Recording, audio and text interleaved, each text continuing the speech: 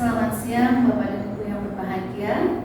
Puji syukur kita panjatkan kehadirat Allah Subhanahu wa Ta'ala yang telah memberi kita nikmat iman, nikmat kesehatan kepada kita semua sehingga kita bisa berada dalam kondisi keadaan sehat walafiat.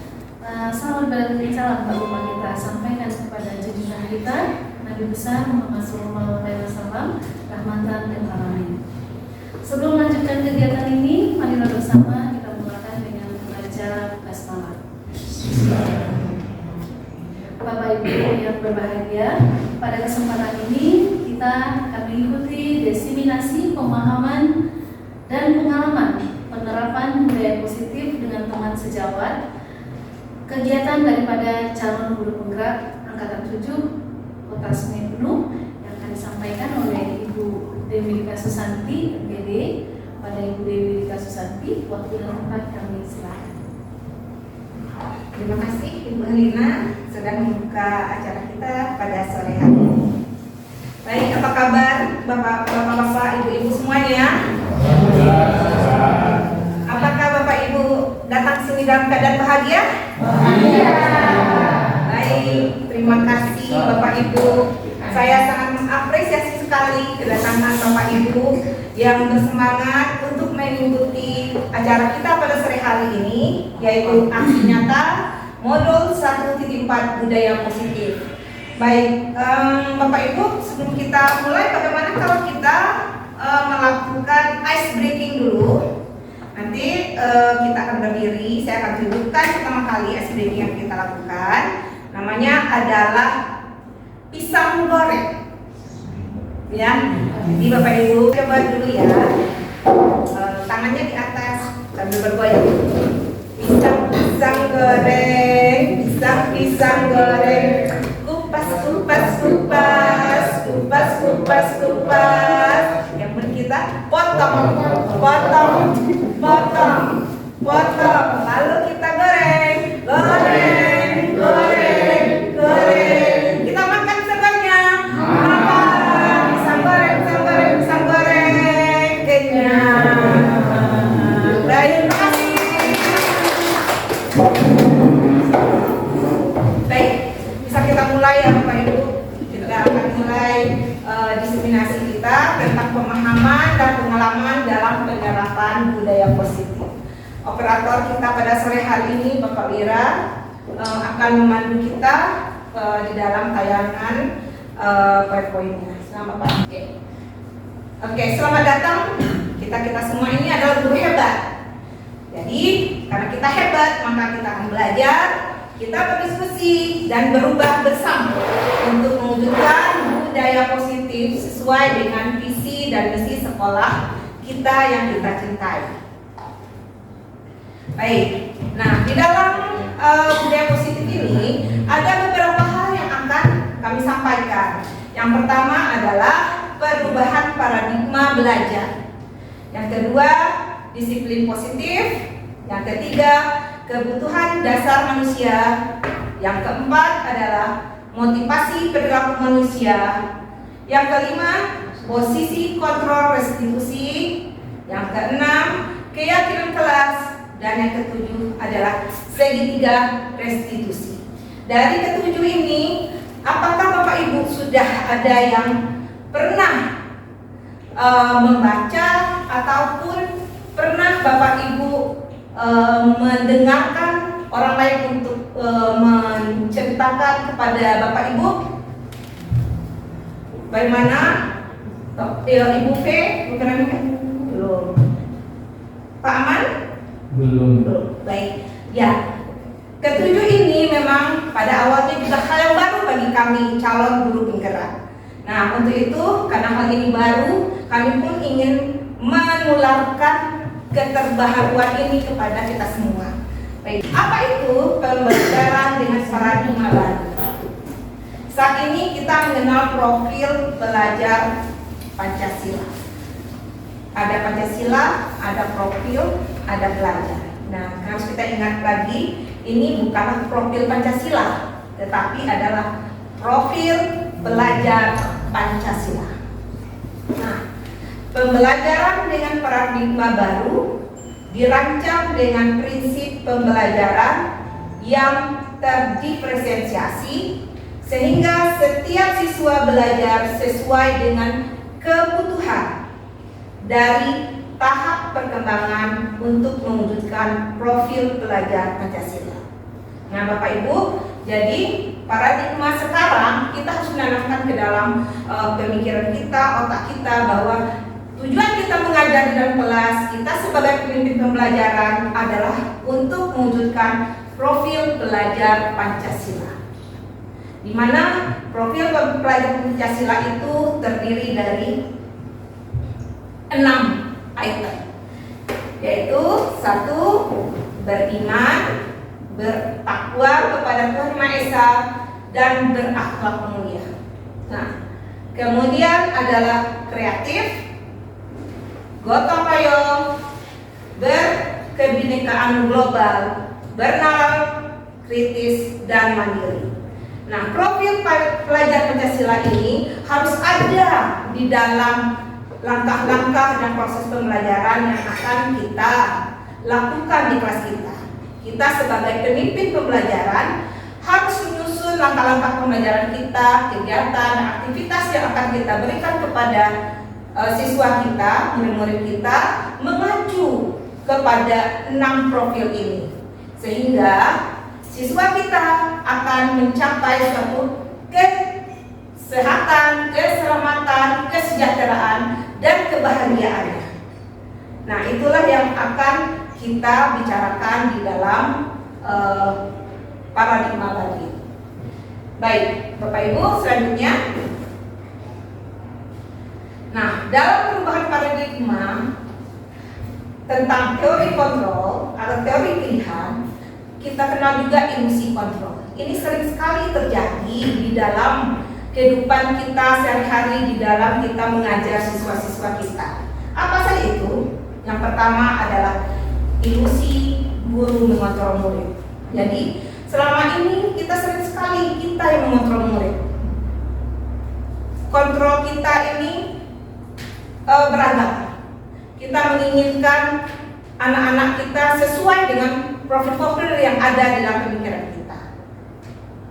Nah, dalam hal ini maka paradigma baru berubah, bahwa kita bukan lagi menuntut seorang murid itu sesuai dengan apa yang kita inginkan, tetapi yang kita lakukan adalah menuntun, memberi among, memberi kasih sayang, memberikan contoh, mendorong mereka agar termotivasi untuk belajar. Baik, yang kedua adalah, nah ini juga sering, ilusi bahwa kritik dan membuat orang merasa bersalah dapat menguatkan karakter. Bagaimana? Kita sering melakukan itu ya, Bapak Ibu. Kita sering membuat anak kita merasa bersalah kalau mereka berbuat kesalahan itu, dan kita menghakimi mereka. Sehingga hal-hal ini harus ada perubahannya. Paradigma ini harus kita rubah. Baik, yang ketiga adalah ilusi bahwa semua perbuatan positif efektif dan bermanfaat. Ya, Bapak Ibu, kita menganggap bahwa dengan kita memberikan misalnya penghargaan, memberikan mereka hadiah, kita menganggap itu akan memberikan hal yang positif dan efektif dan bermanfaat bagi siswa. Apakah itu akan bermanfaat dan efektif?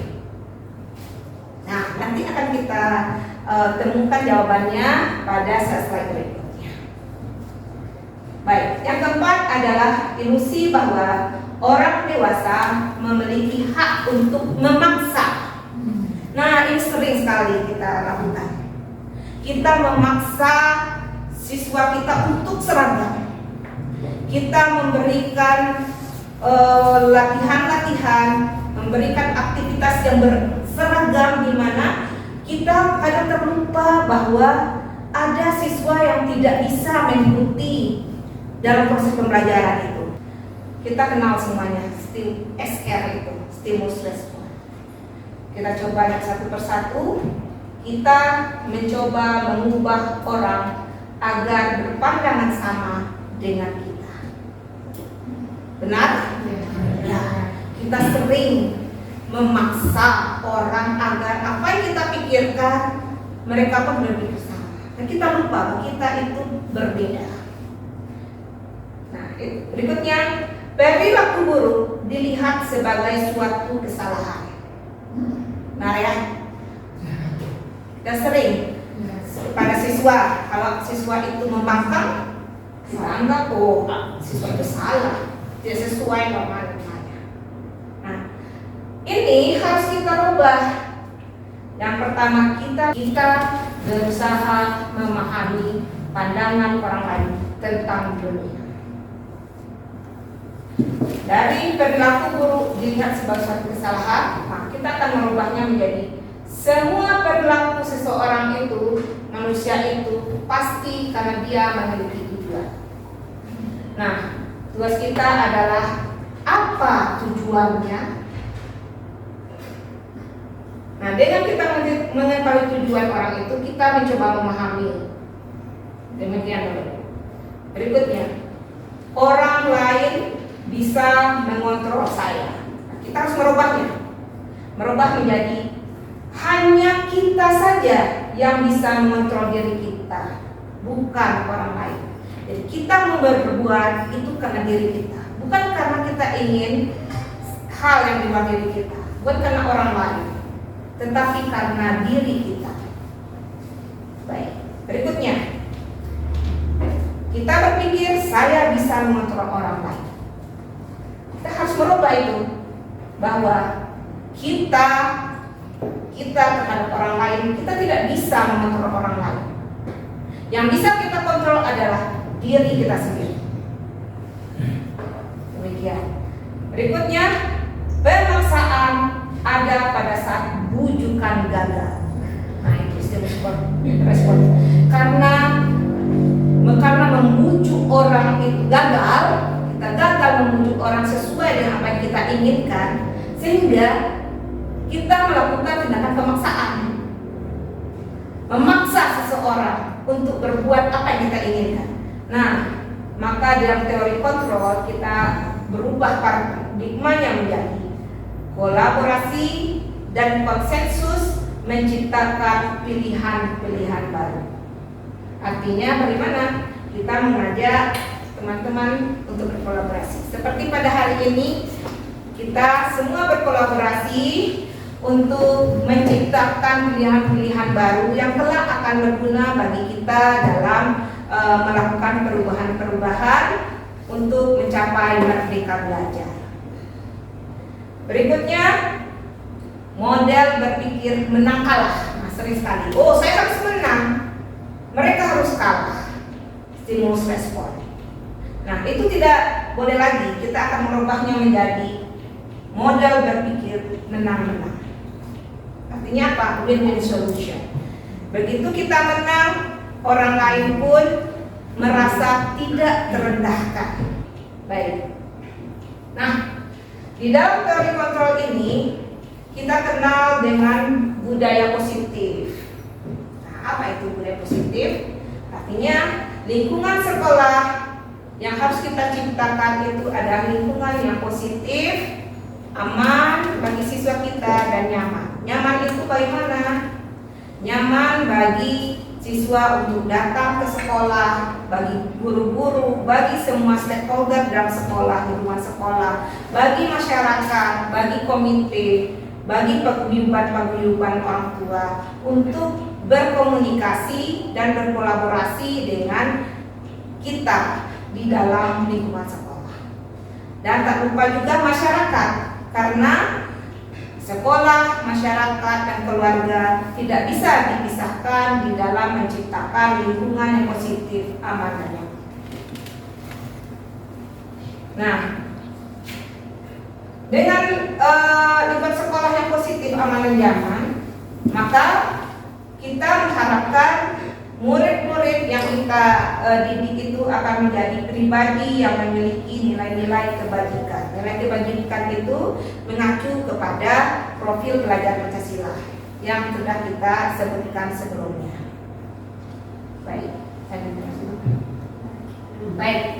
Untuk disiplin positif. Nah, dalam budaya positif itu yang utama sekali itu adalah adanya disiplin positif. Kita sering mendengar bahwa kata disiplin itu pasti berhubungan dengan ketidaknyamanan. Kita sering di dalam paradigma kita, disiplin itu berarti harus keras. Disiplin itu harus menghukum. Disiplin itu harus berbicara dengan nada yang keras. Ternyata di dalam pembahasan ini, disiplin positif itu bukanlah sesuatu yang tidak nyaman. Justru disiplin positif itu bagaimana menciptakan kenyamanan. Kita sebagai pendidik, kita akan menciptakan anak-anak yang harus memiliki disiplin diri sehingga mereka bisa berperilaku dengan mengacu pada nilai-nilai kebajikan universal dan memiliki motivasi intrinsik, bukan ekstrinsik.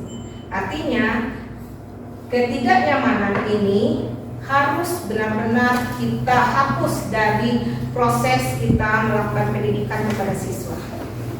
Baik segala tindakan kita mengacu kepada tiga model prinsip kepemimpinan yang diberikan oleh Ki Hajar Dewantara, yakni yang pertama, ing ngarso sung towodo. Kalau kita berada di depan, maka kita akan memberikan teladan. Ya. Artinya dengan sikap kita yang baik kepada siswa, ramah, humble, kita bertutur kata yang baik, kita bersikap yang baik, maka itu yang dicontoh oleh siswa. Itu maknanya. Kedua, ingmadia mau karsa. Memang ingmadia di tengah, ketika kita berada di antara siswa-siswa kita, di antara masyarakat, keluarga, siswa-siswa kita, maka kita dapat menjadi amor. Kita menebarkan kasih sayang, kita menebarkan cinta, kita menuntun, tidak memaksa, tidak menuntun.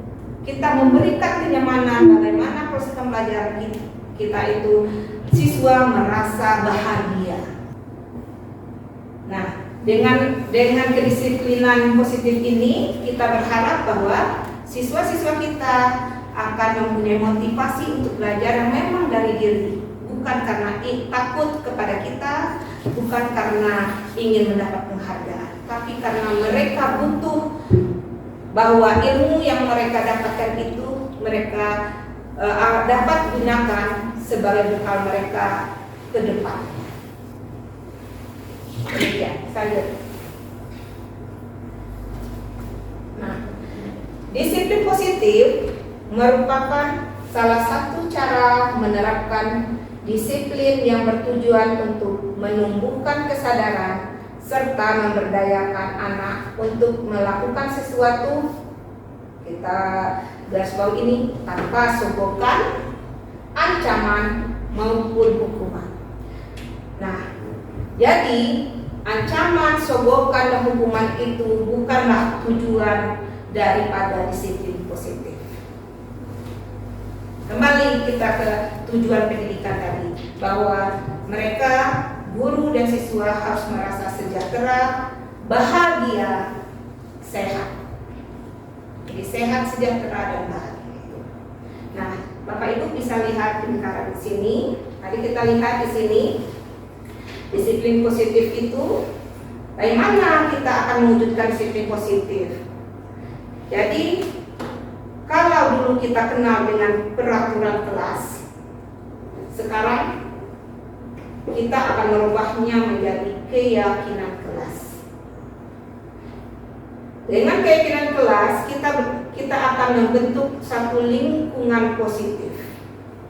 Sehingga dengan demikian kita akan mencapai budaya positif. Maka di sekolah kita akan terbentuk budaya positif.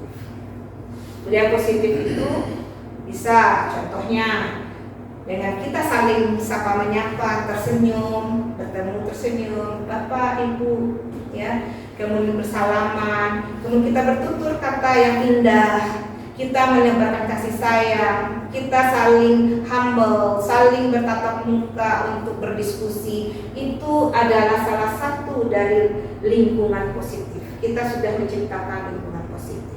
Tapi jika kita sudah melakukan sogokan, kita melakukan ancaman dan malah hukuman, maka itu bukanlah budaya positif.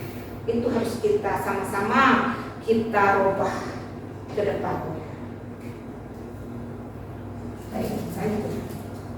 Nah, dengan kedisiplinan tadi kita berbicara budaya positif, ini tidak lepas dari kebutuhan dasar manusia.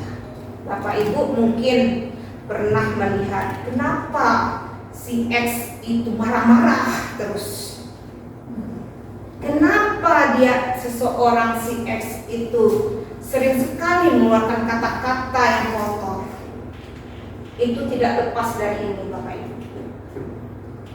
Karena kemungkinan ada kebutuhan dasar manusia yang belum terpenuhi. Baik, kita lihat dulu. Ini ada 5 kebutuhan dasar. Yang pertama adalah bertahan hidup. Kita manusia ingin bertahan hidup. Saya ingin tanya kepada Bapak Ibu, bagaimana Ibu Bapak bertahan hidup?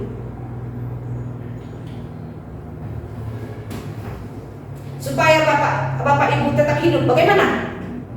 Makan, betul. Apalagi minum. Jika kita merasa lapar, jika kita merasa haus, kita merasa tidak nyaman, tidak punya tempat tinggal, tidak mempunyai pakaian yang untuk dipakai. Nah, maka ini akan timbul masalah. Apa masalahnya? Untuk makan kita susah. Bagaimana kita mau berbuat? Kenapa kita lihat, oh anak itu mencuri, kenapa dia mencuri? Mungkin dia mencuri itu di rumahnya tidak ada beras.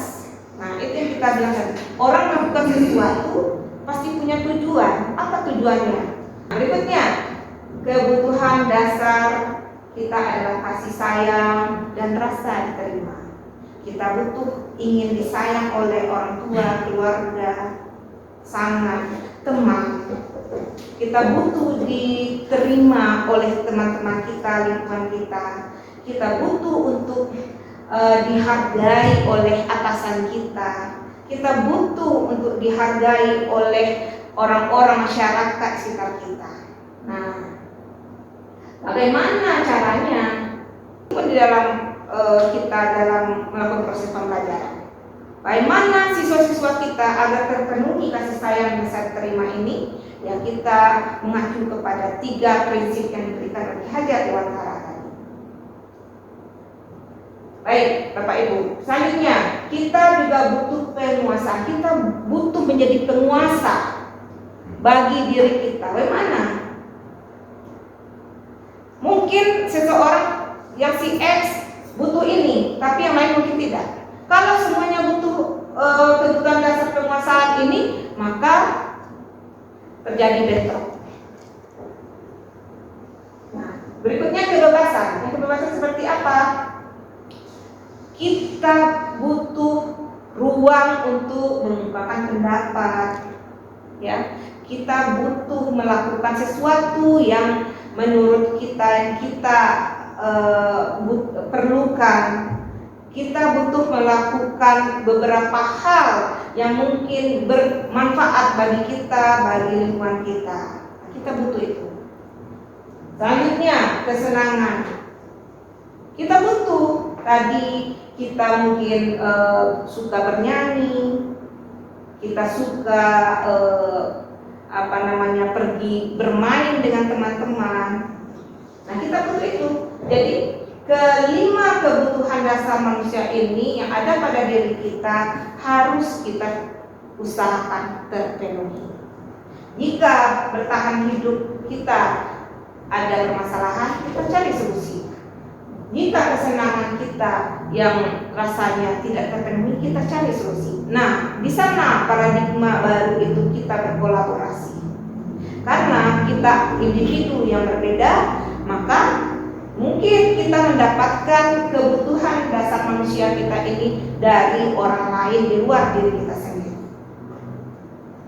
Nah, begitupun dengan siswa-siswa kita di dalam kelas, bahwa siswa mungkin ada yang suka menggambar, mungkin ada mengerjakan tugas itu dengan bernyanyi. Boleh, kita perbolehkan. Karena mungkin kebutuhan siswa itu adalah kebebasan. Dia tidak suka untuk membuat latihan hanya dengan mengisi jawaban A, B, C, D. Mungkin dia butuh kebutuhannya menggambar. Kita perbolehkan. Dia ingin bernyanyi dengan materi yang kita ajarkan. Kita perbolehkan. Mana bakat dan minatnya, kita persilakan. Kita hanya sebagai fasilitator, memberdayakan siswa-siswa kita agar kebutuhan mereka akan ilmu pengetahuan itu terpenuhi. Dan kebutuhan dasar siswa kita sebagai manusia itu pun dapat kita fasilitasi. Demikian Bapak Ibu. Ya, kita coba lihat sebuah kasus Bapak Ibu. Saya bacakan, Ibu Ambar, guru wali kelas 2A di SD Pelita Hati, sedang bingung menghadapi ulah salah satu murid di kelasnya. Namanya Doni. Beberapa anak di kelas 2A telah datang padanya, pada Ibu Ambar itu, dan mengeluhkan Doni yang seringkali meminta bekal makan siang mereka dengan paksa. Nah, sekarang saya ingin bertanya kepada Bapak Ibu, menurut Bapak Ibu, kira-kira apa alasan Doni melakukan hal ini? Kenapa dia sering memaksa kawannya meminta makan siang kawannya? Karena dia kekurangan bekal. Karena dia tidak bawa bekal. Karena dia butuh, karena dia lapar. Dia butuh makanan, makanya dia ingin melakukan hal ini.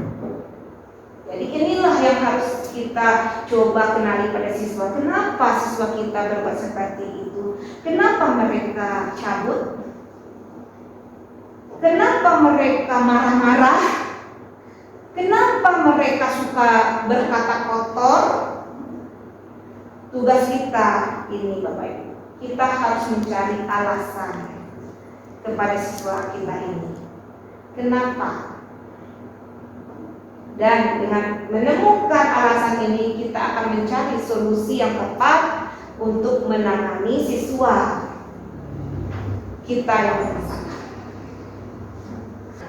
Sekarang kita pada motivasi perilaku manusia.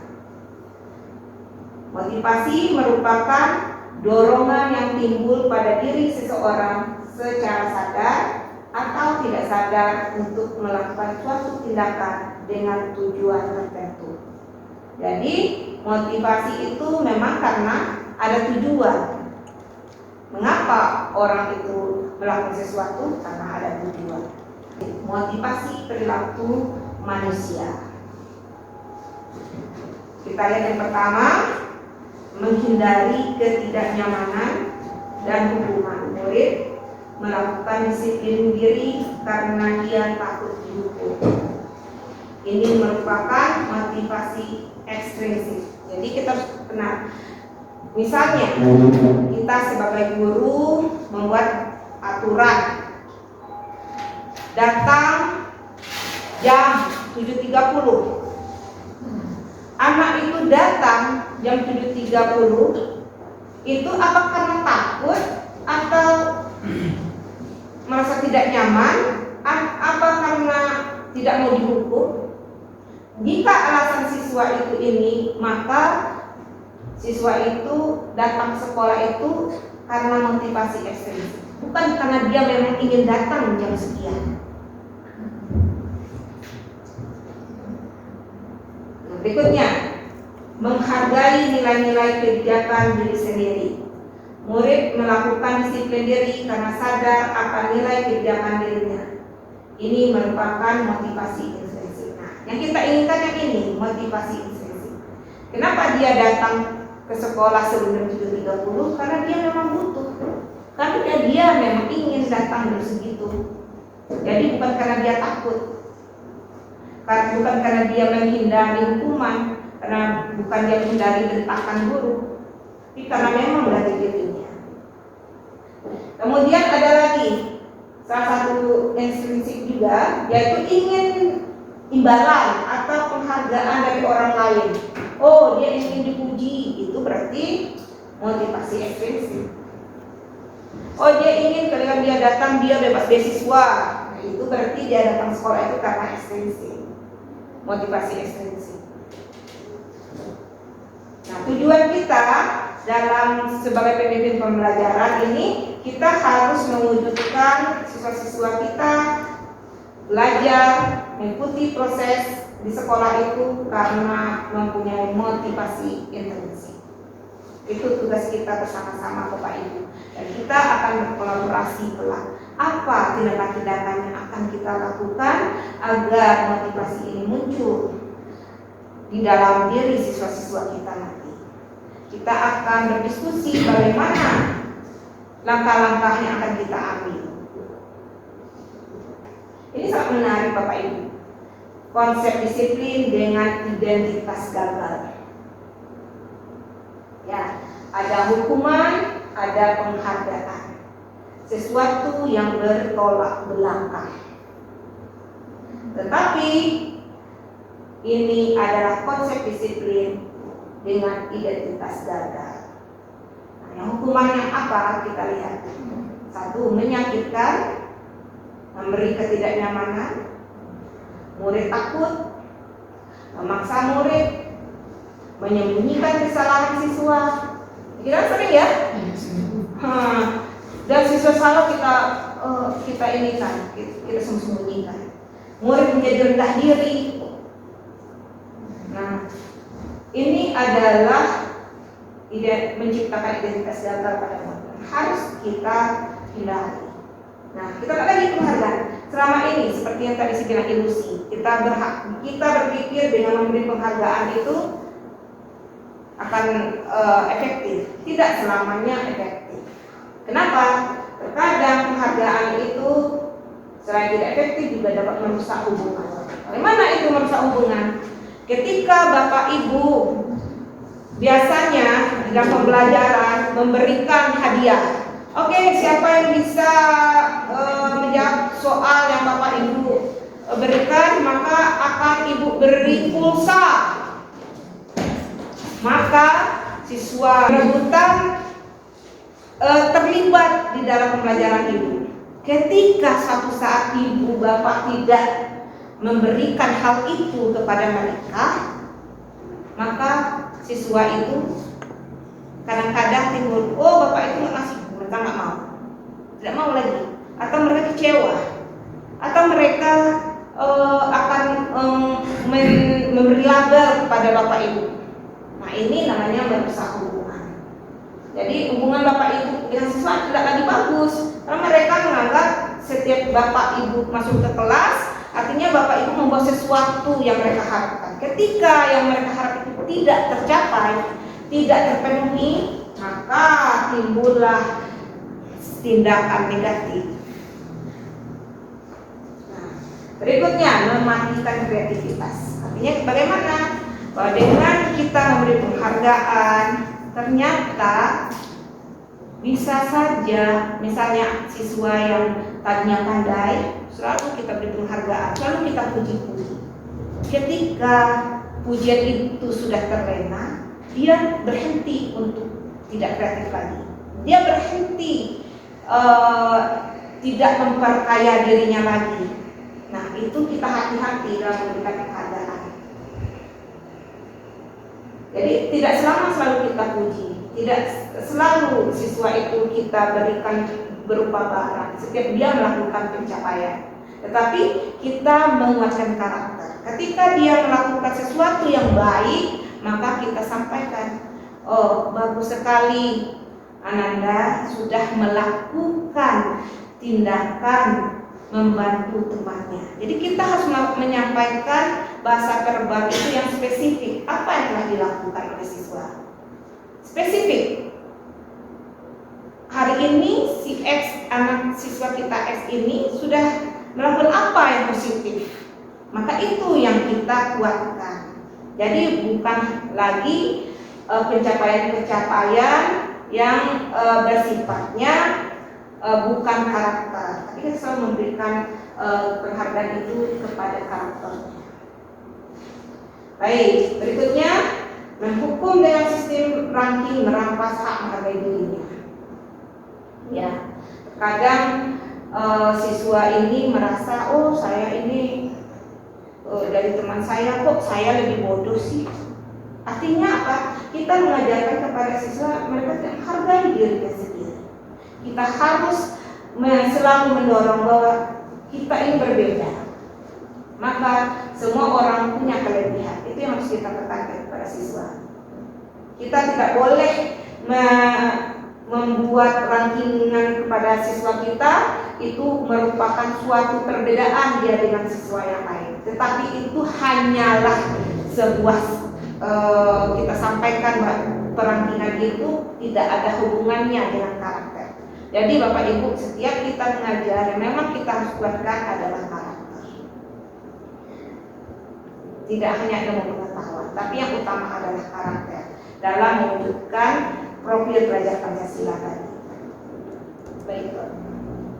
Nah, sekarang kita lanjut ya Bapak Ibu. Ini adalah konsep disiplin dengan identitas sukses. Tadi identitas gagal, dan sekarang ini kita mau siswa kita mempunyai identitas sukses. Kita kenal dengan konsekuensi dan restitusi. Nah, kita akan berada di sini nantinya, yaitu di restitusi. Nah, kita lihat dulu konsekuensi. Beda antara konsekuensi dan restitusi. Yang pertama, konsekuensi itu ada peringatan jangka pendek. Perlu memonitoring berkelanjutan. Artinya apa? Kita sudah menyampaikan kepada siswa tindakan-tindakan apa yang mau diharapkan, dan itu harus selalu kita pantau, harus selalu kita evaluasi setiap saat. Terkadang ada saatnya kita guru, kita manusia, kita luput, kita kilaf dalam melakukan evaluasi itu.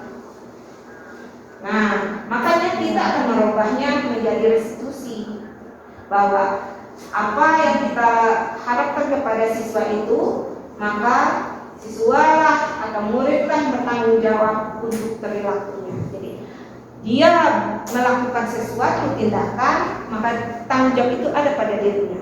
Pilihan yang dia lakukan itu, maka pilihan itu menjadi tanggung jawabnya. Nah, itu yang harus kita tekankan, bukan lagi pada konsekuensi. Nah, berikutnya konsekuensi itu merupakan ini tindakan dari stimulus respon yang sudah kita bicarakan sebelumnya. Sedangkan paradigma baru stimulus respon ini harus kita rubah menjadi teori kontrol, bahwa yang mengontrol perilaku manusia itu adalah diri sendiri, bukan orang lain. Maka pada restitusi kita mengenal bahwa fokus pada pemecahan jangka panjang. Jadi setiap permasalahan yang timbul pada siswa, maka yang dilakukan adalah mencari solusi yang bermanfaat untuk jangka panjang, bukan jangka pendek. Nah, artinya bangsa stimulus respon ini, kalau si A cabut, kita akan memberi respon scoring. Nah, itu kan stimulus respon. Tapi kita tidak seperti itu lagi. Pada restitusi, bagaimana sikap siswa yang sering cabut ini, kita cari solusi agar bahwa dia kembali ke komunitas siswa yang lain itu, dia bisa diterima kembali, dan itu sikap itu berkelanjutan, bukan lagi hanya sebatas hari ini kemudian besok dia ngulang lagi, kita lakukan lagi respon, besok dia lakukan. Jadi selalu stimulus respon, tidak ada lagi pemecahan jangka panjang. Baik, berikutnya pada konsekuensi. Nah ini, murid menghormati peraturan. Kita melakukan peraturan. Nanti kita akan membahas slide berikutnya, apa bedanya peraturan dengan keyakinan. Pada konsekuensi, ini pada peraturan. Nah, pada restitusi, kita inginkan murid menghormati dirinya dan orang lain. Jadi bukan pada peraturan, tetapi karena memang timbul dari dirinya, dia ingin menghormati dirinya dan orang lain. Berikutnya, kehilangan waktu untuk merenungi kesalahan. Ini konsekuensi. Kalau kita menerapkan konsekuensi, maka kehilangan waktu bagi siswa kita untuk merenungi kesalahannya. Nah, kita harus berubah restitusi menjadi restitusi, yaitu teori kontrol. Artinya, yang mengontrol tindakan siswa itu adalah dirinya sendiri. Dan tujuan akhirnya adalah siswa kita bersemangat memperbaiki kesalahan. Nah, itu restitusi. Nanti kita akan bahas bagaimana melakukan restitusi. Baik, Bapak Ibu. Selanjutnya, nah kita sampai kepada pendekatan restitusi. Pengertian restitusi. Nah, restitusi adalah proses menciptakan kondisi bagi siswa untuk memperbaiki kesalahan mereka, sehingga mereka bisa kembali pada kelompok mereka dengan karakter yang lebih kuat. Jadi, di dalam restitusi ini kita menyampaikan kepada siswa bahwa suatu kesalahan itu hal yang biasa. Tugas kita adalah bagaimana membuat mereka bisa kembali ke kelompok mereka. Artinya kalau orang pernah melakukan kesalahan, dia kadang merasa rendah diri, kadang dia merasa tidak mau diterima lagi oleh satu kelompok teman bermainnya. Nah, kita sebagai guru harus mampu bagaimana seseorang siswa kita yang melakukan kesalahan ini bisa kembali ke kelompoknya, bisa diterima, dia merasa diterima kembali. Nah, itulah tujuan daripada restitusi. Sekarang kita lihat ciri-ciri restitusi. Yang pertama, restitusi itu bukan menebus kesalahan, tapi belajar dari kesalahan. Jadi sebagai manusia yang biasa, hal yang biasa melakukan kesalahan, dia bukan harus melakukan penebusan dosa, kesalahan, tetapi dia belajar. Kita harus menyadarkan kepada diri kita bagaimana kesalahan itu dia bisa belajar apa hal yang harus dia pelajari dari satu kesalahan itu. Yang kedua adalah memperbaiki hubungan. Ya, jadi kalau kita sudah melakukan restitusi, maka hubungan akan baik kembali. Mungkin yang tadi dia rendah diri, misalnya si X sering cabut, kemudian dia mendapatkan perlakuan yang tidak menyenangkan dari guru, dia lama tidak mau ke sekolah, malu ya, atau dia minder tentang kawannya. Tetapi tugas kita guru adalah memperbaiki hubungan itu, hubungan dia dengan guru dan hubungan dia dengan teman kelasnya. Berikutnya, tawaran bukan paksa. Jadi kita menawarkan kalau kesalahan yang diperbuat itu bukan kita memaksa dia untuk berubah, tetapi kita menawarkan opsi-opsi apa yang akan dia lakukan untuk merubah, belajar dari kesalahan. Dan yang menentukan, yang melakukan pilihan itu tetap si murid kita, bukan kita menentukan. Tindakan yang akan murid lakukan itu murid itu sendiri, bukan kita, gurunya. Nah, demikian. Yang berikutnya adalah menuntun untuk melihat ke dalam diri. Jadi kita hanya menuntun saja, tidak memaksa tadi. Ya, siswa ini maunya apa? Kalau dia suka cabut, ya kita tanyakan. Ya, jadi bagaimana supaya kamu tidak cabut lagi? Apa yang akan kamu lakukan? Jadi bukannya kita lagi yang, oh kamu harus seperti ini, kamu harus begini, kamu tidak lagi. Itu menuntut. Jadi kita ke sini menuntut. Oke, kelima. Pada diskusi itu kita mencari kebutuhan dasar yang mendasari tindakan murid kita. Kenapa? Sebab akibatnya kenapa? Nah, kemudian fokus pada karakter. Seperti kita fokus pada karakter, bukan tindakannya, bukan kesalahannya. Tetapi ada karakter yang harus dia pelajari. Kemudian terakhir menguatkan fokus pada solusi. Nah ini dia, kita fokus pada solusinya. Solusi dia sudah berbuat salah, solusinya apa supaya dia mau bisa diterima kembali. Nah itu yang harus kita pikirkan. Kadang di Dewan Guru kita harus melakukan diskusi-diskusi seperti itu untuk melakukan hal seperti ini. Jadi tidak terlepas dari individu guru yang bersangkutan saja, tetapi solusi itu bisa juga kita berdiskusi dengan rekan sejawat atau bahkan dengan orang tua. Baik, berikutnya. Perbedaan hukuman, konsekuensi, dan restitusi. Nah, 3 hal ini sering sekali ya Bapak Ibu kita lakukan. Kita lihat di sini. Kasusnya adalah siswa sering tidak mengerjakan PR. Kita lihat, kalau guru menghukum siswa tersebut, hormat bendera selama 10 menit, guru marah, murid menjadi takut. Maka ini dia, kita berada pada posisi ini, hukuman. Kita telah memberikan hukuman kepada siswa kita, dan ini tidak boleh. Berikutnya, konsekuensi. Guru memberikan konsekuensi untuk mengerjakan PR-nya saat istirahat atau dikerjakan sebanyak 3 kali lipat. Guru tegas dan siswa mentaati peraturan. Nah, ini konsekuensi. Konsekuensi dia tidak menyampaikan tadi adalah harus mengerjakan lagi sebanyak 3 kali lipat, tidak boleh istirahat. Nah, kita sudah pikir apakah dengan dia tidak istirahat itu kebutuhan dasarnya sebagai siswa manusia itu sudah terpenuhi? Tidak. Kita harus berpihak kepada siswa kita. Jadi kita di hal seperti ini istirahat.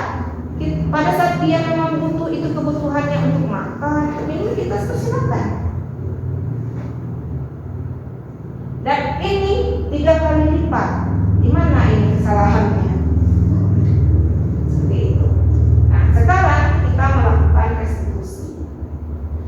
Yaitu guru menanyakan keyakinan kelas dan membantu siswa menyelesaikan masalah. Guru terbuka dan siswa menghormati dirinya dan orang lain. Ini yang akan kita lakukan. Artinya kita Bapak Ibu pada awal pembelajaran yang harus kita persiapkan adalah keyakinan kelas. Jadi kita harus menyiapkan apa keyakinan kelas yang kita sepakati bersama. Artinya siswa-siswa kita dan kelas harus sepakat mereka mau belajarnya seperti apa, prosesnya seperti apa. Jadi kita bersama-sama dengan siswa menanyakan kepada siswa apa yang mereka inginkan, apa yang mereka butuhkan selama belajar dengan kita. Kita buatkan daftarnya. Nanti setelah kita buatkan daftar, baru kita yakin apakah mereka sanggup melaksanakan ini selama 1 semester ini. Dan setiap masuk, kita sebagai guru selalu mengingatkan keyakinan-keyakinan yang telah kita buat. Jadi selama melakukan proses pembelajaran itu, keyakinan kelas menjadi pedoman supaya kelancaran proses pembelajaran itu berjalan dengan baik. terus dan kita bisa melakukan restitusi. Kalau tidak ada keyakinan kelas, kita tidak bisa melakukan restitusi. Nah, kenapa? Karena pada tahapan restitusi ini kita akan mengingatkan kembali. Nah, kita sudah pernah sepakatkan. Sekarang kenapa seperti ini? Seperti itu. Baik, selanjutnya. Nah, ini sangat menarik Bapak Ibu. 5 posisi kontrol guru.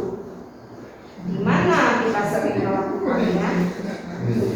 Apakah kita sering melakukan peran kita pada posisi kontrol sebagai penghukum? Ya. Bapak Ibu, dari kelima ini, penghukum adalah posisi kontrol guru paling rendah. Siswa kita melanggar masuk kelas, oh kamu salah, malah kita dengan kata-kata yang kasar mungkin atau bagaimana kita marah, kita menghukum mereka. Kamu buka baju, push up. Kita lupa bahwa siswa kita hal itu bukan yang dia butuhkan. Nah, kemudian membuat rasa bersalah. Seperti apa membuat rasa bersalah, Bapak Ibu? Kita sering kan, kalau anak merasa bersalah, kita sering bilang begini. Tuh, seperti misalnya saja pada siswa kita yang melanggar. Kan ibu, bapak kan dari tadi sudah capek-capek mengajar kalian. Kalian masih saja seperti ini. Apa kalian ini tidak kasihan lihat bapak ibu? Ini kita pada posisi kontrol membuat rasa bersalah. Jadi anak itu merasa bersalah. Teman, ini sering juga. Oh kamu ya, ayolah, bapak kan ini, ibu kan sudah dari tadi yang kamu. Oh kamu begitu, teman. Memantau. Setiap kita selalu, oh ya kamu bagaimana tadi ya? Oh tidak mengerjakan ya. Dikerjakan. Memantau. Dan kita level tertingginya adalah manajer. Jadi kita harus sebagai manajer. Kalau kita dalam kelas, maka fungsi kita ada sebagai manajer. Kalau Bapak Ibu memegang suatu jabatan, maka posisi Bapak Ibu juga sebagai manajer. Bukan sebagai penghukum, bukan sebagai pembuat rasa bersalah, bukan sebagai teman, dan bukan sebagai partner, tetapi sebagai manajer. Mengontrol, memanage, mengelola siswa-siswa kita harus memiliki motivasi intrinsik. Bukan dengan memberi hukuman, bukan dengan membuat mereka bersalah. Mungkin Bapak Ibu. Sekarang lanjut. Nah, ini yang tadi sudah saya singgung. Bedanya contoh-contoh sering kita lakukan. Siswa kita sering terlapor. Kalau posisi kontrol kita sebagai penghukum, kita akan bilang sering. Kenapa datang terlambat? Ayo berdiri depan kelas. Mana tangannya? Sini, pukul. Kita sering melakukan hal ini. Kita sadari kita tidak boleh lagi seperti ini. Membuat rasa bersalah. Berapa kali ibu bilang jangan terlambat. Ibu kecewa sekali sama kamu. Nah, kayak teman. Nah, ini sampai kita kadang tertawa sama mereka ini. Ayo, waktu kuatlah ibu bapak bangga. Kali ini tidak apa-apa kalau kamu salah. Sering ya seperti itu. Nah, kita posisi kita sebagai teman mereka. Pemantau. Nah, kamu sudah melanggar. Ingat kan peraturan kita sudah kita buat peraturannya? Itu peraturan sekolah. Sudah baca itu peraturan sekolah. Nah, tahu kamu konsekuensinya? Jadi kita sebagai pemantau. Ya, ya, pintu ditutup Ya, ya. Nah, kita ingin jadi manajer. Ini yang harus kita Bapak Ibu. Kita akan menuju sebagai manajer handal bagi siswa kita. Apa yang harus kita katakan? Apakah kamu tahu kesalahanmu? Kira-kira bagaimana kamu memperbaiki kesalahan kamu? Kesalahan ini mau kita apakan, nak? Jadi pilihan-pilihan yang akan dia lakukan, jika itu bermanfaat untuk dia, ya kita fasilitasi. Jika itu berbahaya bagi siswa kita, harus kita batasi. Anak itu, Bu, saya salah, saya terjun sajalah ke kolam itu. Udah tahu kolam itu bahaya. Apa kita sebagai guru mengizinkan? Tidak. Tentu hal itu karena bahaya tidak. Oh jangan, nah kamu cari aja yang lain. Apa solusinya? Demikian Bapak Ibu. Jadi jangan kita paksakan lagi anak itu salah. Kita kamu sudah gini belum? Baik, selanjutnya. Nah ini posisi kontrol restitusi yang harus kita lakukan. Tadi kita sudah bahas ya, yang identitas gagal, ada identitas sukses, ada identitas berhasil kontrol diri, yang mengendalikan diri. Kalau ini sukses, kontrolnya dari luar. Sukses juga, tapi ada ekstrinsiknya. Tapi ini dari dalam diri kita. Nih, kita lihat dulu satu-satu Bapak Ibu. Jangan-jangan kita pernah melakukan ini. Maka kalau jika ada di salah satu ini, kita garis birukan, kemudian kita ingat-ingat, kita tanamkan ke dalam sanubari kita, otak sanubari kita, kita akan berubah, kita akan mengubahnya. Ini ada guru berbuat, ada guru berkata, ada hasil, ada kaitan dengan dunia berkualitas, ada murid berkata, kemudian ada dampak pada murid. Kita lihat satu-satu ya Bapak Ibu. Kalau sebagai penghukum, guru berbuatnya apa? Akan menghadik, menunjuk-nunjuk, menyakiti, menyindir. Nah itu penghukum Bapak Ibu. Ini Ibu Dewi Ya. dikasih apa nih? Rasa bersalah kepada kamu. Oh iya, rasa bersalah. Karena kamu melakukan itu. Oh iya, iya. Nah kemudian membuat orang merasa bersalah. Sering juga nih kita ceramah, wah seharusnya kamu Gurunya curhat ke siswa. Iya, gurunya curhatnya sampai berapa bab. Kemudian teman, membuat alasan-alasan untuk muridnya.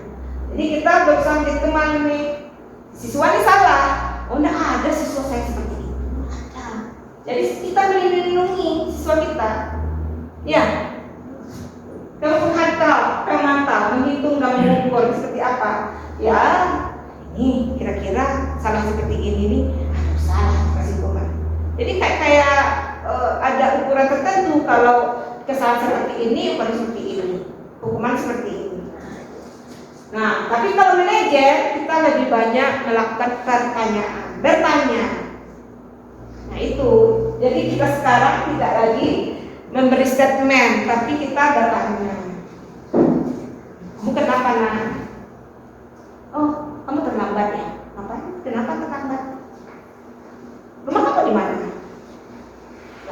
Kan dekat rumahnya. Oh Bu, tadi dia akan bercerita. Nah, di sana lah.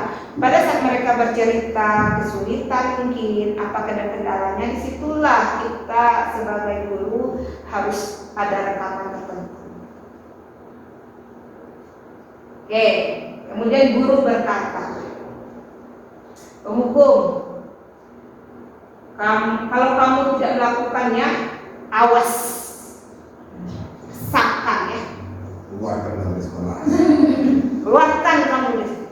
Kita sebagai penghukum.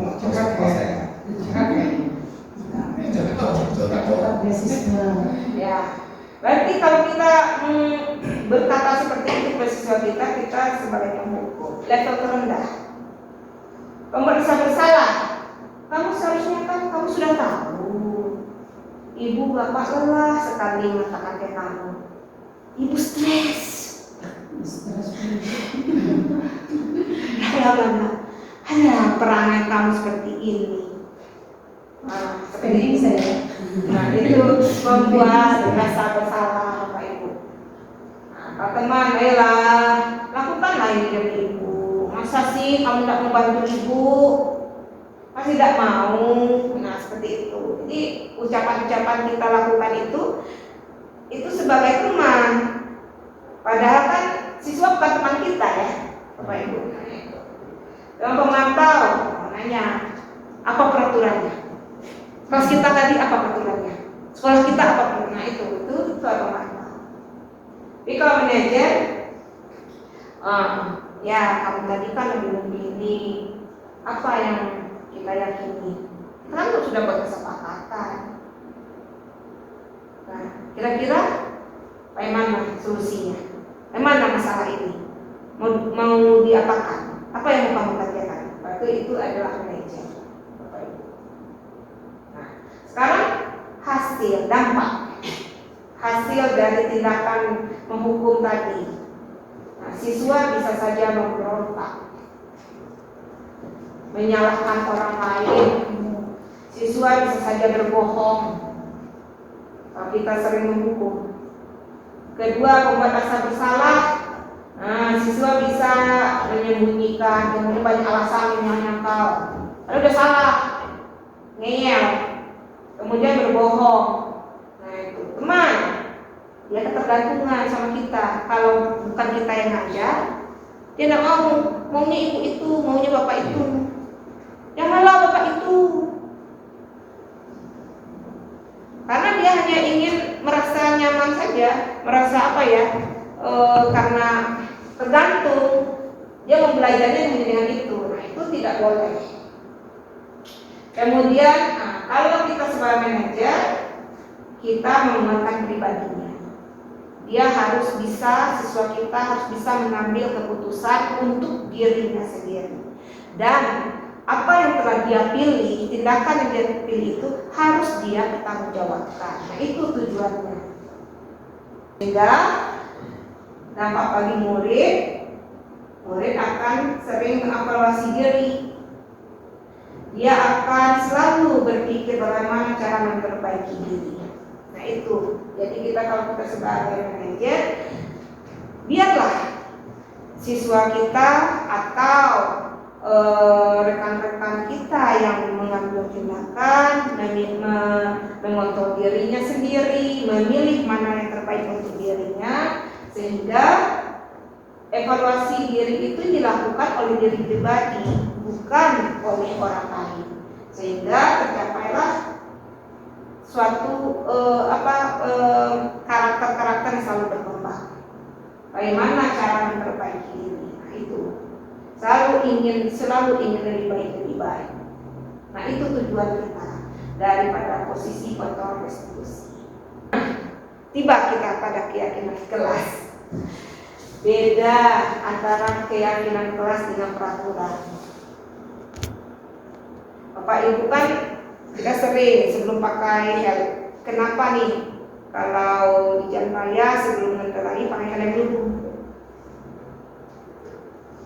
Nah, itu disebut dengan peraturan. Peraturan artinya kalau tidak laksanakan membahayakan diri kita sendiri. Kalau itu berbahaya, maka itu peraturan. Maka dibentuklah peraturan itu karena berbahaya. Nah, ini juga contohnya. Mengapa pada saat COVID itu kita harus pakai masker, cuci tangan, sering-sering cuci tangan? Ya karena itu berbahaya, maka harus ada peraturannya. Nah, kalau keyakinan kelas, kita bersepakat bersama bahwa misal ini contohnya 1, 2, 3, 4, 5. Nah, sebaiknya keyakinan itu tidak banyak-banyak agar siswa kita mudah mengingatnya. Itu pun bahasanya juga bahasa yang simpel, sederhana, mudah diingat, dan memakai kata kerja. Dimulai dengan kata kerja. Jadi yang ini memulai, bersikap, menyimak, bergembira, mengerjakan itu adalah kata kerja. Jadi Bapak Ibu, keyakinan kelas ini dibuat bersama-sama dengan siswa dan asalnya dari siswa. Apapun yang mereka sampaikan, kita terima dan kita diskusikan. Mana yang terbanyak kita diskusikan. Kalau itu memang itu ada kebutuhan mereka, ya kita hanya memfasilitasi saja. Dan kita mengarahkan siswa agar keyakinan kelas itu menjadi lebih baik. Oke, berikutnya. Nah, kita lihat bagaimana pembentukan keyakinan kelas. Ya, tadi ya lebih abstrak dari peraturan. Jadi kalau peraturan itu kan memang ada sesuatu yang berbahaya, nggak dipatah peraturan. Tapi keyakinan kelas kan tidak bentuknya berupa peraturan, tetapi memang disenangi oleh siswa itu. Mereka ikhlas, mereka memang melakukan itu dari motivasi dalam diri. Nah itu. Kemudian pernyataannya universal, tidak terus spesifik. Kemudian dibentuk dalam bentuk positif. Nah ini. Jadi kata-kata yang kita pilih tadi kata-kata yang positif. Nah ini tadi ya sedikit diingat. Kemudian sesuai dengan kondisi kelas sekolah atau sekolah kita. Jadi keyakinan kelas di kelas saya mungkin berbeda dengan kelas yang Bapak Ibu ajar. Jadi tidak mungkin sama. Pada mapel saya ajar mungkin tidak sama dengan mapel yang Bapak Ibu ajar. Jadi makanya kita di awal pembelajaran, pada awal tahun pembelajaran kita terapkanlah membuat keyakinan kelas terlebih dahulu sebelum kita masuk ke materi pembelajaran. Kemudian semua warga sekolah atau warga kelas itu dilibatkan saat membuatnya. Jadi jangan keyakinan kelas itu hanya kita saja buat, siswanya yang baca. Tapi memang harus kita kumpulkan bersama-sama dan diskusikan. Jika keyakinan itu berat bagi salah satu siswa, ya jangan. Harus keyakinan itu semuanya dapat melakukannya. Jadi tidak ada diskriminasi di dalam membuat keyakinan kelas itu. Nah itu konsep utamanya Bapak Ibu. Jadi nanti kita bisa menerapkannya ke sekolah. Setelah kita melakukan keyakinan kelas, kita akan terapkan untuk keyakinan sekolah.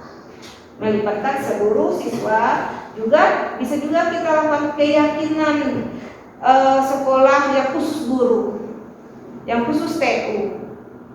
Demikian. Selanjutnya, Pak. Nah ini segitiga restitusi. Segitiga restitusi itu ada menstabilkan identitas, ada validasi tindakan yang salah, ada menanyakan keyakinan. Jadi ada tiga, segitiga restitusi. Jadi kalau kita gunakan kapan ini Bapak Ibu? Kalau anak kita ada melakukan kesalahan, kalau siswa kita melanggar dari keyakinan, maka yang harus kita lakukan sebagai manajer, kita melakukan segitiga restitusi. Menstabilkan identitas. Nah, bagaimana menstabilkan identitas ini? Belum melakukan segitiga restitusi ini, kita harus membuat keyakinan dulu, keyakinan kelas, keyakinan sekolah. Nah, demikian Bapak Ibu. Ini sudah tadi ya, menstabilkan identitas. Kita juga bisa menyebutkan pada dia, saya juga pernah kok membuat kesalahan. Kita buatkan dia stabil dulu, bahwa kesalahan itu bukan hanya siswa kita yang pernah berbuat, kita pun pernah berbuat kesalahan. Jadi siswa merasa oh ya, berbuat salah itu biasa. Tapi bagaimana memperbaikinya? Nah itu dia. Ya. Validasi tindakan salah itu ya. Semua perilaku yang dia timbulkan itu pasti ada alasannya. Itu yang tadi kita tanyakan. Kenapa kamu terlambat? Nah untuk segitiga restitusi ini ini Bapak Ibu tidak harus urutannya misalnya identitas, validasi tindakan salah, dan keyakinan, tidak harus urutan demikian. Bapak Ibu boleh saja yang mana yang mau dilakukan terlebih dahulu, asalkan segitiga restitusi itu dilaksanakan. Oke, berikutnya kita lihat contoh dari video segitiga restitusi. Kebetulan ini tulisnya artis. Dalam kelas, pada mata pelajaran bahasa Inggris yang diajar oleh Ibu Santi, Putri dan Tuti, asik bercanda dan tertawa sambil melihat layar ponsel mereka. Sehingga mengganggu konsentrasi teman-teman lain yang sedang mendengarkan penjelasan materi yang sedang dilakukan oleh Ibu Santi. Melihat hal tersebut, Ibu Santi menghampiri mereka. Kalian berdua tampaknya sedang bahas sesuatu ini. Boleh tidak secara pribadi apa saja. Mam kalau hilang pemandangannya. Tapi suara dan tawa itu kencang sekali. Jika ibu jadi kalian, kalau ada yang penting, kita tidak bicarakan hal tersebut seperti apa yang lakukan. Tidak ada hal yang penting, Bu. Jadi kami melihat pesan yang lucu, jadi kami tertawa. Mengakses ponsel jika tidak berhubungan dengan materi pelajaran saat pelajaran sedang berlangsung, bukankah menyalahi kreativitas kita? Apa menurut kalian yang kalian lakukan tadi tidak mengganggu teman kalian yang sedang mendengar penjelasan itu? Ia mengganggu. Lalu apa yang akan kalian lakukan selanjutnya? Maafkan kami, kami berjanji tidak akan mengulangi perilaku seperti itu. Baiklah, tapi kalian perhatikan kreativitas kita ya. Dan tetap jalan dengan baik.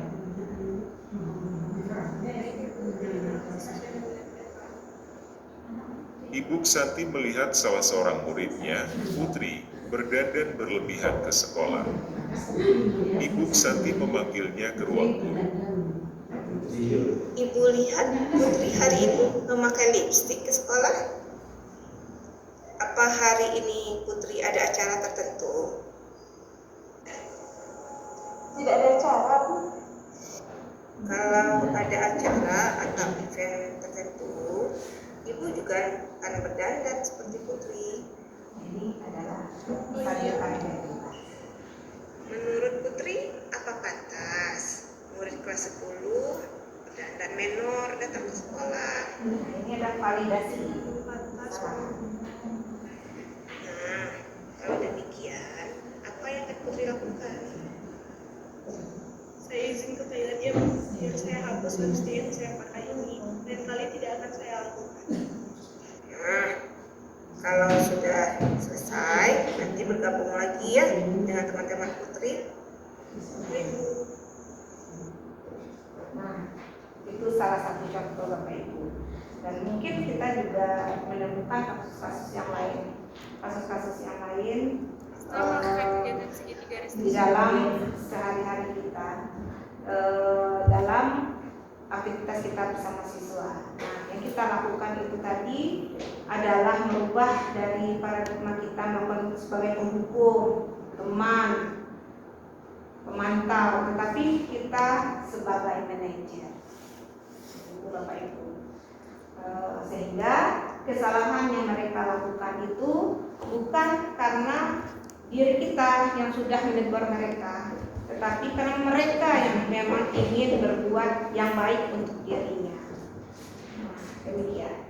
Baik Bapak Ibu, tadi dari segitiga restitusi tadi ada Bapak pertanyaan mungkin dari Bapak Ibu, silakan kalau jika ada pertanyaan. Apakah Bapak Ibu merasa ada manfaatnya untuk Bapak Ibu? Sangat bermanfaat. Jadi Bapak Ibu, demikian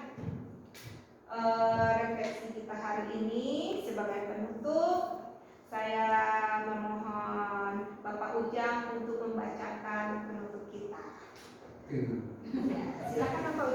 Penutup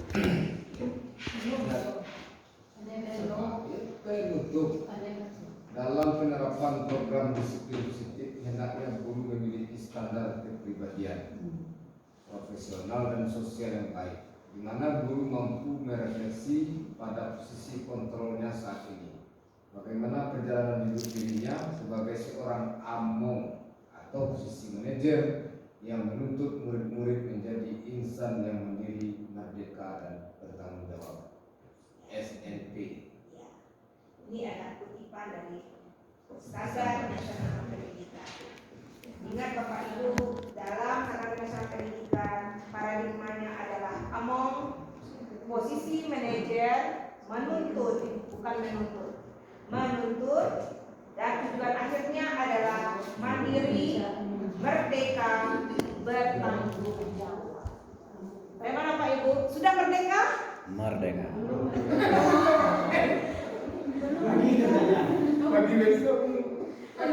Bagaimana kita mau bisa merdeka? Nah, besok kita cari solusinya Bapak Ibu.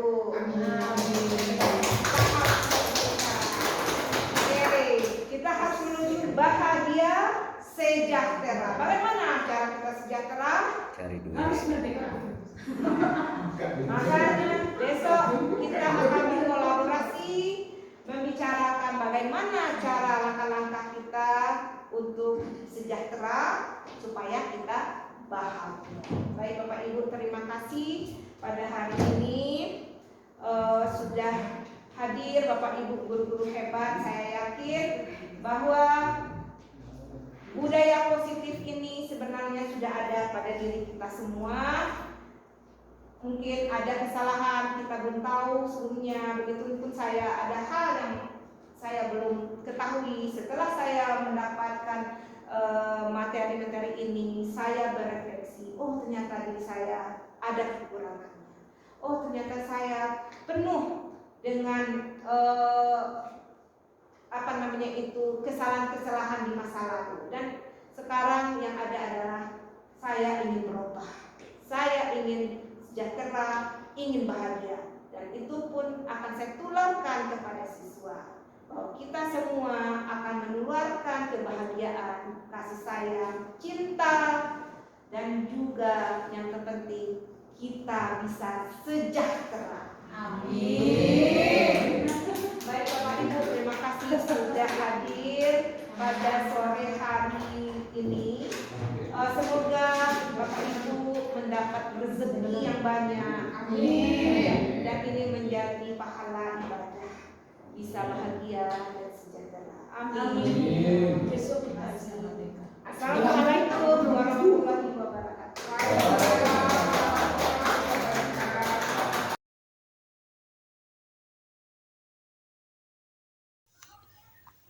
Assalamualaikum warahmatullahi wabarakatuh. Perkenalkan, nama saya Zulmi Effendi. Saya guru teknik kendaraan ringan otomotif di SMK Negeri 2 Sungai Penuh.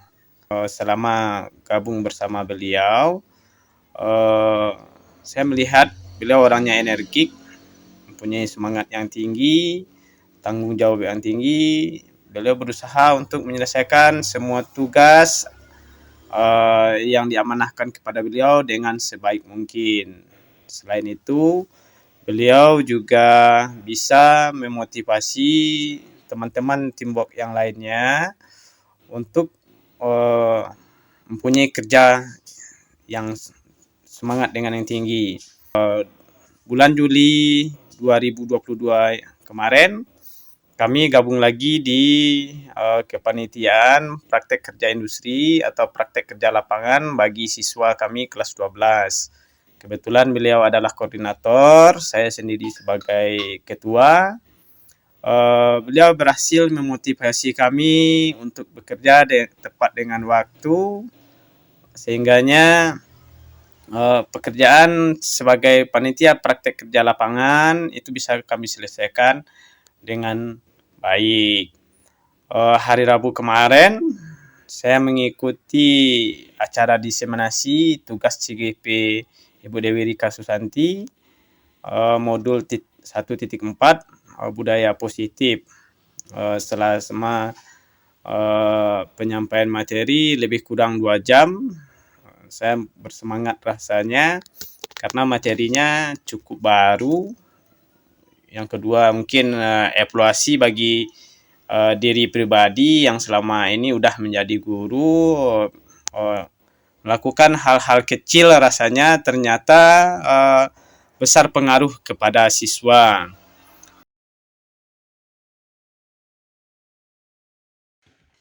Assalamualaikum warahmatullahi wabarakatuh. Saya Ujang Chandra, guru sekaligus Kepala Program Keahlian Teknik Ketenagalistrikan SMK Negeri 2 Sungai Penuh, Provinsi Jambi, merupakan salah satu rekan dari Ibu Dewi Rika Susanti MPD yang sekarang mengikuti program Guru Penggerak Angkatan 7 Kota Sungai Penuh, Provinsi Jambi.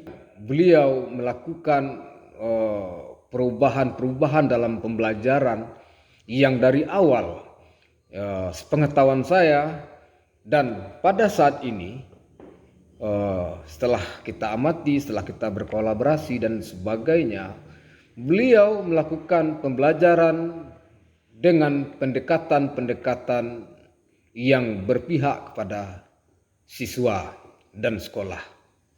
Kegiatan-kegiatan sekolah, beliau, Ibu Dewi Rika Susanti ini terlibat aktif dalam hal baik itu pengimbasan, kolaborasi, kemudian berdiskusi untuk bagaimana kemajuan sekolah dan bagaimana tindak dalam pembelajaran yang sehingganya nanti dalam pembelajaran tersebut kita harus berpihak kepada murid.